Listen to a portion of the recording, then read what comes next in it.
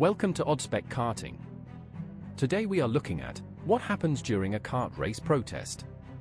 People only see the racing, they don't see what a real karting day actually involves. Timeline: 6:30 a.m. arrive and unload, 45 minutes, 7:15 a.m. scrutineering queue, 8 a.m. first practice, 10 laps, debrief plus setup changes, 30 minutes, second practice, lunch break tire data review, qualifying, then 2 to 3 races. In between, tire pressure checks every session, carb adjustments for temperature changes, fuel mixing, chassis cleaning. Physical toll by 5 p.m, neck fatigue, arm pump, dehydration. And you'll still be smiling. Camera with flash regional championships are a completely different beast. Here's the honest cost and pressure breakdown compared to club racing. Costs: entry fees jump from £80 to £200 to £350 per round. You'll need 2 sets of tyres per weekend, £300. Travel and accommodation for away rounds adds £150 to £400.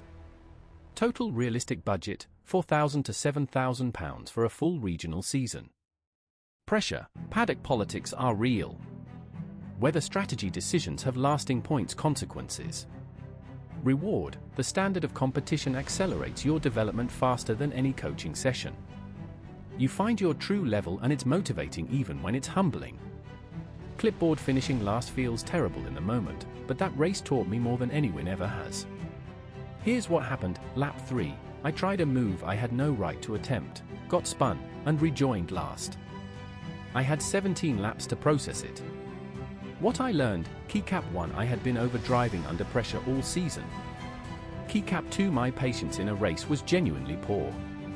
Keycap 3, I hadn't done enough pre-race mental preparation.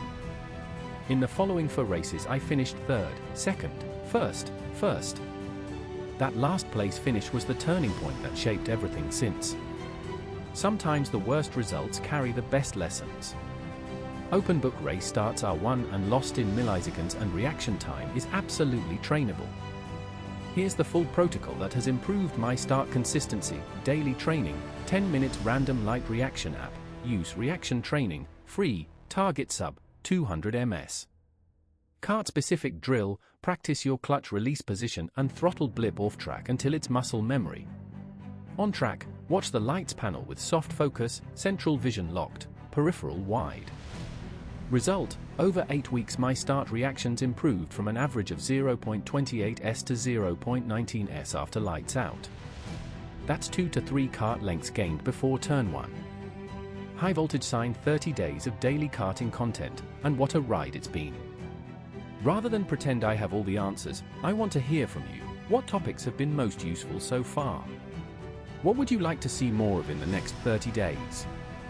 The content I make is for this community, and the best way to make sure it's actually useful is to ask. Thank you to everyone who's been here from day 1, and to everyone who's just joined, welcome. Party popper people always ask how much karting costs. Here's a completely transparent, real number breakdown from a full month. TYRES, £180, 1 set of wets, 1 new dry set. Entry fees, £95, 2 club race days. Hotel, 1 away round, £85. Consumables: chain, sprocket, misc bolts, £35. Engine maintenance fund, monthly allocation £80. Total, £580 for an active month. Annual projection, £4,500 to £7,000 depending on how many races and whether you need major engine work. The total is higher than most people expect but lower than most people fear. Money bag tire pressure is one of the most misunderstood variables in kart setup. Here's what you need to know: starting baselines: cold, most club classes run 8 to 10 psi cold. Check your class's tire manufacturer recommendation. Temperature effect: every 10 degrees Celsius of track temperature change shifts your ideal pressure by approximately 0.5 psi. Hot running pressures: tires typically gain 3 to 5 psi when up to temperature. Your target is to be in the optimal window when hot.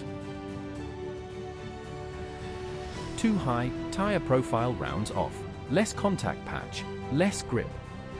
Too low, tire rolls over on its sidewall in corners, overheats the compound rapidly. Test drill, change pressures by 1 psi per session and note the handling change. Small changes, big effects. Dash symbol getting overtaken stings, but how you respond to it defines you as a driver. Here's the mental framework I use to reset instantly after being passed. The 5-second rule. Allow yourself exactly 5 seconds of frustration, then consciously redirect. Reframe it, one lost position isn't the race. In a 20-lap event, laps 3 to 18 are your recovery opportunity. Analyze later, race now. Don't try to diagnose why you got past while still racing, save that for the debrief. Immediate focus, the corner directly ahead of you, not the kart that just passed you. Practical result, using this framework I've recovered positions lost on lap 3 by racing cleanly to the end. Nico Rosberg grew up in Monaco, spent his childhood karting in Italy and across Europe, and was competing alongside future F1 drivers from a very young age. His karting education was international and intensely competitive, racing against kids like Timo Glock and other future professionals who were all pushing each other to the absolute limit. What Rosberg developed in karts that defined his career: meticulous preparation, deep technical understanding of setup, and the ability to extract maximum performance from available equipment rather than relying purely on natural talent.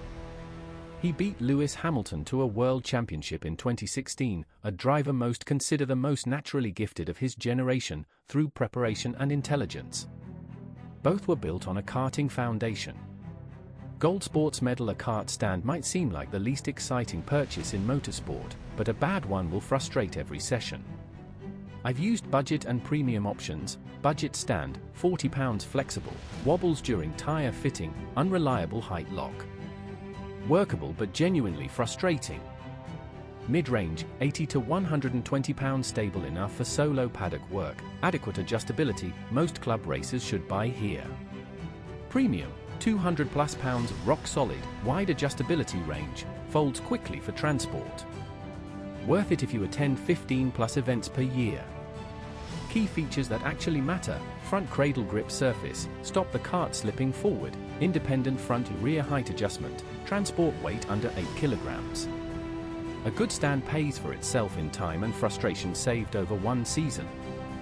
Hammer and wrench: your breathing pattern under pressure directly affects your heart rate, muscle tension, and cognitive function, and almost no club racers think about it. Here's the protocol: PRE race, 5 minutes before box breathing, 4 counts in, 4 counts hold, 4 counts out, 4 counts hold. Measurably reduces racing HR onset. During race, breathe out on braking zones. This reduces upper body tension and improves steering sensitivity. Sounds strange, works genuinely well. After an incident, 3 deep breaths immediately. Resets fight or flight response and allows rational decision-making to return. Test this, measure your heart rate at the start of qualifying this weekend, then run the pre-race protocol and measure again. The difference will be real. Shennington in Oxfordshire is one of the most respected club karting venues in the UK, a proper grassroots circuit with a loyal following and consistently good race organisation. The layout is flowing and varied with a mix of fast and slow corners that demands a genuine setup compromise. Key corners, the S's, the flowing S-bend complex in the middle of the circuit is where fluid, rhythmic driving pays off. Get the entry to the first element right and the rest flows naturally. Fight it and you'll be correcting all the way through. The slow hairpin, the primary overtaking point and the most important setup corner. Late apex, early throttle. The exit feeds onto a medium straight where every 10th counts. Surface, Shennington has a moderately abrasive surface, tyre wear is a factor over a race distance. Setup, medium rear. Axle, slightly lower pressures than baseline to manage wear. Large blue circle: buying a kart chassis is one of the biggest financial decisions in the sport.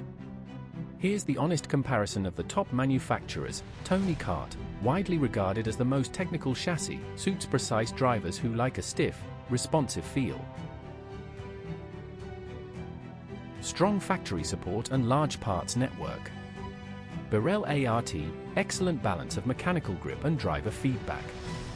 Popular at club level for its forgiving, accessible character. OTK Express, broad range, good value at club level, strong community support in the UK. Sodi, notably robust construction, popular with higher fleet operators and less delicate to set up. Ricardo Kart, newer to market but gaining traction with good build quality. Verdict, buy the brand with the strongest support network in your region, parts availability matters more than brand prestige at club level. Racing Car Fullbeck in Lincolnshire is one of the longest-running karting venues in the UK, a circuit with genuine history that has hosted serious competition for decades.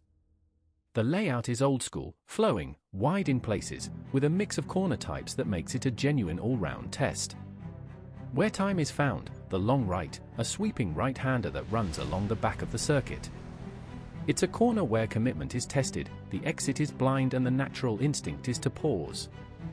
Drivers who commit fully through the apex and drive blind to the exit gain 0.2 to 0.3 seconds per lap over those who check. The chicane, smooth rhythm through both elements. First element is a positioning exercise for the second. Nail the second exit, it leads to the fastest part of the lap. Setup, Fullbeck surface has good grip but benefits from a medium rear axle. The flowing nature of the layout rewards a slightly softer front setup for better entry feel. Round pushpin racing in summer heat is physically demanding in ways that extend beyond a cool day. Here's the complete summer performance protocol: hydration, start drinking water 2 hours before first session, not just before. Aim for 500 milliliters per hour in hot conditions. Electrolytes in at least 1 drink. PRE race cooling, stay in shade or with ice pack on neck for the 30 minutes before your race. Reducing core temperature before exertion significantly improves endurance. Heat acclimatization training, 2 weeks before a summer event, do your training sessions in warm clothing rather than vests. Iron race, accept that pace will be 1 to 2% lower in extreme heat. Drivers who push as hard as in cool conditions will fade badly in the second half. The smart approach is to manage the heat, not ignore it. Sun with race adrenaline is useful, but unmanaged race pressure leads to errors. Here are the practical techniques that work for me under genuine race intensity: breathing anchor, before a late race fight, exhale fully and take 1 controlled breath. This simple act interrupts the stress response cycle. Microfocus, when the pressure is highest, narrow your attention to the next braking point only.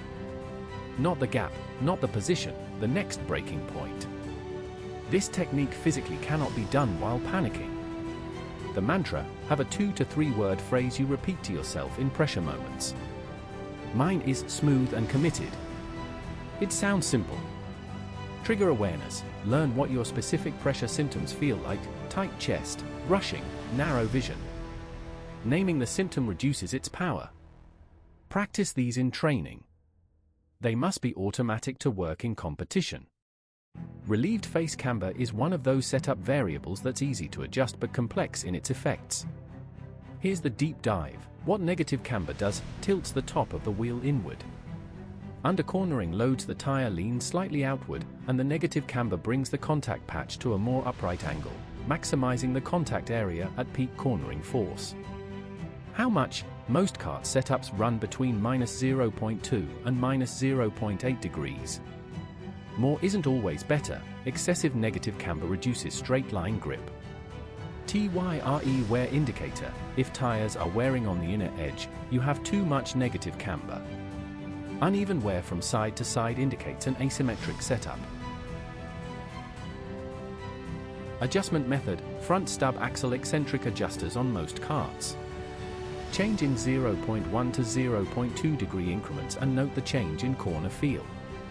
Triangular ruler: every driver hits a plateau where results seem stuck and progress has stopped.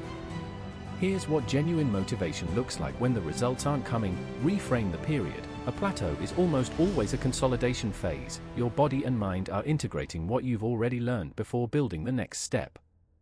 It is not a sign that you've reached your limit. Diagnostic question: have you actually changed anything in the past 3 months?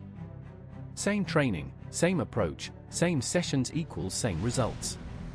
What actually breaks plateaus? Coaching from an outside observer: you cannot see your own blind spots, a completely new circuit, removes habitual patterns, changing one major technical focus deliberately. The emotional truth: the drivers who stay in it through plateaus are the ones who eventually break through. Love the process enough to stay when the results don't come. Red Heart George Russell is from Kings Lynn in Norfolk, not the most obvious starting point for an F1 career. He started karting at 7 and was British karting champion before stepping into cars. What made Russell stand out in karting wasn't outright single-lap pace but his extraordinary consistency, lap after lap after lap within a very tight window. That consistency, which has become his trademark in F1, was identified as his defining characteristic by karting coaches when he was 12 years old. His performances in uncompetitive machinery at Williams, consistently extracting more from the car than it had any right to give, made him one of the most talked about young drivers in the sport. The consistency that impressed in karts at Kings Lynn eventually impressed the entire F1 paddock. Glowing star Jacques Villeneuve is the son of legendary Ferrari driver Gilles Villeneuve, and his path to F1 was anything but conventional. He raced karts as a child in Europe and Canada, but his route to the top went through North American single-seaters and the Indianapolis 500 rather than the traditional European karting ladder. What karting gave him, and what his father's influence reinforced, was an absolute commitment to the limit. Villeneuve has always driven right at the edge, and that instinct for the absolute boundary of grip was forged early. His 1997 World Championship battle with Michael Schumacher remains one of the most dramatic in F1 history. The willingness to commit completely, regardless of consequence, is a karting trait. Canadian: at the end of every season I conduct a thorough, honest review. Here's this year's analysis. What improved? Consistency. My standard deviation of finishing positions dropped from plus or minus 5.2 to plus or minus 2.8 positions across the season. Wet weather pace improved by approximately 0.4% relative to dry conditions, still a gap but smaller. What stayed stuck? Qualifying pace specifically. I was fast in races but consistently 0.3-0.4s off qualifying pace relative to my race pace. This is a specific weakness to address in winter. Opportunities missed: 2 races where conservative decision-making in the final 3 laps allowed drivers to pass me that I should have defended more actively. Where results came from: the 3 best results all came at circuits I had raced previously and had strong data from. Investment in circuit knowledge is the clearest pattern. Plan for next year: dedicated qualifying pace focus in pre-season testing. Bar chart: cold weather racing creates specific physical challenges. Here's the complete cold weather preparation protocol. Muscle preparation: cold muscles take longer to reach functional temperature. Start your warm-up routine 10 minutes earlier in cold weather than in summer. Add light jogging to your warm-up. Core temperature elevation before getting in the kart prevents early stiffness. Hands: chemical hand warmer packs inside gloves in the paddock before your session. Cold hands lose fine motor sensitivity rapidly. Karting gloves alone are not insulating. Layering: thin base layer plus suit provides more warmth than suit alone. Never sacrifice mobility for warmth. TYRE implications: cold ambient temperatures slow tire heat generation significantly. Add 1 to 2 warm-up laps minimum in below 10 degrees Celsius conditions. Mental implication: discomfort degrades focus. Staying warm is a performance strategy, not just comfort.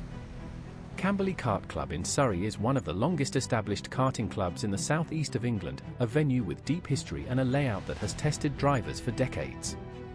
The circuit is tight and technical with limited obvious overtaking opportunities, which means qualifying pace is critical. Where time is found: the fast sweeper, the quickest corner on the circuit and the one where confidence makes the biggest difference. The surface is good through here. Drivers who commit fully through the apex and carry the speed are consistently 0.2s faster than those who check. The hairpin: tight, slow, and the primary overtaking zone. Brake later than comfortable, rotate the kart fully and get back to throttle as early as the exit allows. Circuit note: Camberley's surface has varying grip levels. The racing line is significantly grippier than the rest of the circuit. Stay disciplined, particularly in the early laps of a race. Checkered flag: the off-season is the perfect time to address the physical limiters that affected your performance during the racing year. Here's the structured off-season program: months 1 to 2, November-December. Base building, 3x 45-minute zone 2 cardio sessions per week. This aerobic base is the foundation for everything that follows. No racing-specific work yet. Month 3, January, strength, add 2x resistance sessions per week. Focus, neck, core, grip, shoulders. Compound movements, deadlifts, rows, overhead press, with specific karting relevant isolation work. Month 4, February, integration, combine aerobic and strength sessions. Add reaction time training, 15 minutes, 3x per week. Month 5, March, pre-season sharpening, reduce volume, increase intensity. Simulate race day physical demands. Track test, measure improvement against your pre-off-season baselines. Weightlifter hash: with 5 days left in this 200-day challenge, I'm reflecting on just how much this project has meant. The unexpected outcomes: I thought this project would grow a social media account. It grew a community, which is a fundamentally different and more valuable thing. A community answers each other's questions, shares their own knowledge, and supports members through failures and successes. An account is a broadcast. A community is a conversation. The racing impact, articulating my knowledge publicly, has clarified it for myself. I understand my kart better because I've had to explain it 200 times. I understand racecraft better because I've had to justify it. The discipline impact, 200 consecutive days of showing up, has changed my relationship with consistency in every area of my life. 5 days to GO, I'm more motivated today than on day 1. Glowing star thanks to sim racing, YouTube footage and satellite track maps. Arriving at a new circuit with zero prior knowledge is completely avoidable. Here's the complete pre-visit research process. Track map study. Download the official circuit layout. Note the number of corners, direction of travel, approximate corner speeds. Onboard footage. Find YouTube onboard footage from the same category, ideally kart, not car. Note, braking markers, line choices, any unusual features. Sim racing. If the circuit is available on iRacing, Kartcraft or similar, drive it. This builds spatial memory of the circuit layout. Community research. Ask in the comments if anyone has raced there. Paddock-specific knowledge, where to set up, scrutineering queue order, local circuit rules, is genuinely useful. Arrive early and walk the circuit. All the research is preparation for the walk, not a replacement for it. Personal computer day 100, the afternoon post. We made it to the halfway point of this 200-day challenge, and I want to say something honest. I didn't know if I could keep this going when I started. Some have been a real push. But showing up every single day has taught me something I didn't expect. The discipline you build creating content and the discipline you need to improve as a driver are exactly the same thing. Consistent effort, honest reflection, and a willingness to keep going when progress feels slow. Thank you for being here for every single one of these posts. The second 100 starts now. People only see the racing, they don't see what a real karting day actually involves. Timeline: 6:30 a.m. arrive and unload, 45 minutes, 7:15 a.m. scrutineering queue, 8 a.m. first. Practice: 10 laps, debrief plus setup changes, 30 minutes, second practice, lunch break, tire data review, qualifying, then 2 to 3 races. So what is your take on what happens during a kart race protest? Drop your thoughts in the comments, we read every single one. And if this helped, share it with a fellow karter. That is all from OddSpec Karting. Hit the like button and subscribe so you never miss our karting content. For more, head to oddspecdrive.com. Thanks for watching, and we will see you on track.